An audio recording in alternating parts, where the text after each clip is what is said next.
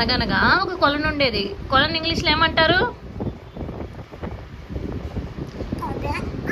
Pond.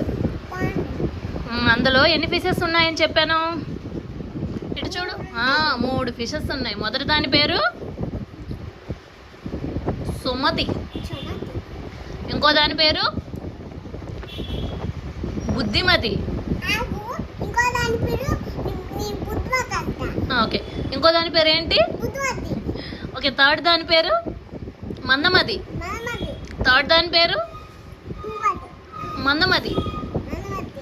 Okay, Sumathi అంటే ముందు చూపు కలది, బుద్ధిమతి అంటే సమయస్ఫూర్తి కలది, మందమతి అంటే తెలివి లేనిది. సో ఇప్పుడు వేసవికాలం వచ్చిందనమాట. వేసవికాలం వస్తే ఏమైంది? కొలంలో వాటర్ అన్నీ ఎండిపోసాగాయి. ఎండాకాలం కదా, అందుకు ఎండిపోసాగాయి.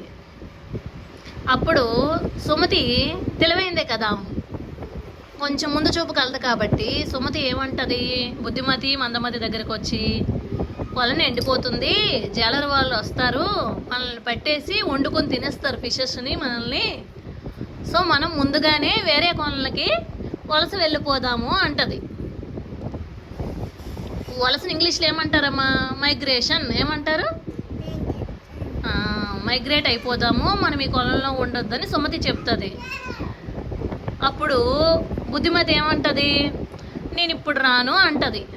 బుద్ధిమతి మందమతి ఏమంటారు? బుద్ధిమతి మందమతి ఏమంటారు రుద్వి? మేము ఇప్పుడు రాము అంటారనమాట. అప్పుడు సుమతి కొంచెం తెలివైందే కదా, సరేలే వాళ్ళిద్దరు ఉండిపోని అనేసి సుమతి ముందుగానే ప్రవాహంలో కొట్టుకుంటూ వేరే కొలనికి వెళ్ళిపోతుంది. అప్పుడు అలాగ నీరు తగ్గిపోతుంది. సమ్మర్ సీజన్ వచ్చేసింది. అప్పుడు జాలరు వాళ్ళు చేపలు పట్టడానికి వలలు వేసుకొని వస్తారు. ఓకేనా? వలలు వేసుకొని వచ్చినప్పుడు ఇప్పుడు బుద్ధిమతి అంటే ఏంటని చెప్పాను? సమయస్ఫూర్తి కలది, అంటే సిచ్యుయేషన్కి అనుగుణంగా బిహేవ్ చేయగలదు.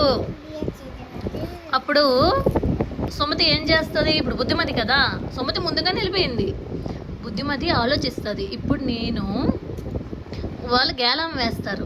గేలం వేసినప్పుడు నేను వాళ్ళకి దొరకకుండా ఉండాలి. లేదు దొరికితే ఏం చేస్తారనమాట? జాలరు వాళ్ళు ఫిష్ని చంపేసి వండుకొని తినేస్తారనమాట. ఫిష్ని నువ్వు తింటావు కదేంటి, ప్రాన్స్ అవన్నీ వాళ్ళు పట్టితేనే మనకు కమ్మితే మనం తినేస్తాం వాటిని. ఫిషర్మెన్స్ అదే పని చేస్తారు. అందుకే చేపలు ఆలోచిస్తున్నాయి ముందుగానే ఫిషర్ మ్యాన్ నుంచి తప్పుకోవడానికి. ఓకేనా? రాక్షసుడు, చేపలకి ఫిషర్ మ్యాన్ రాక్షసుడు.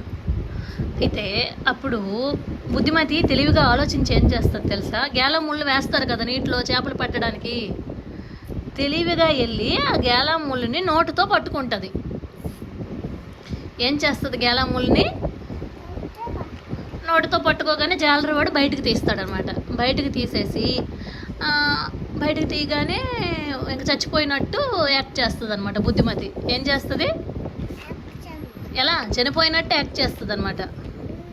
చనిపోయినట్టు యాక్ట్ చేస్తే చేపల వాడు ఏమనుకుంటాడు?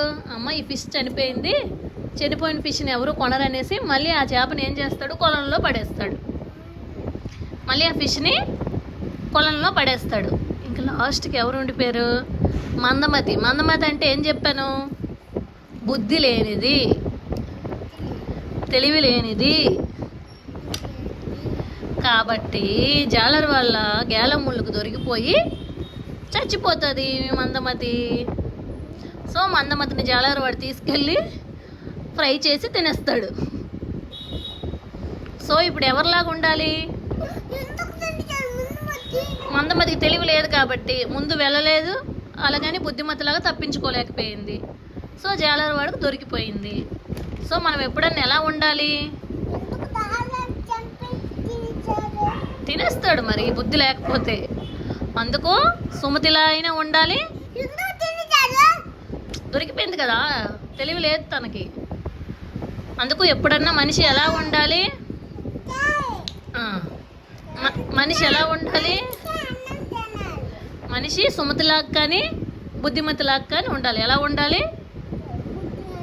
బుద్ధిమతిలాగాని. ఇంకొకరు ఎవరో చెప్పాలి. సుమతి ఏమని చెప్పావు?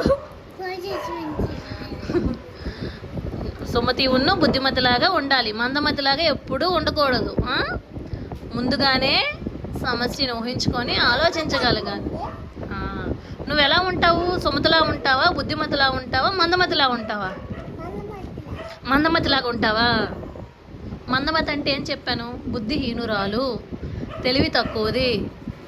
సుమతి అంటే ముందుగానే ఆలోచించేది. బుద్ధిమతి అంటే సమయస్ఫూర్తి కలది. ఇప్పుడు చెప్పు, ఎవరిలా ఉంటావో?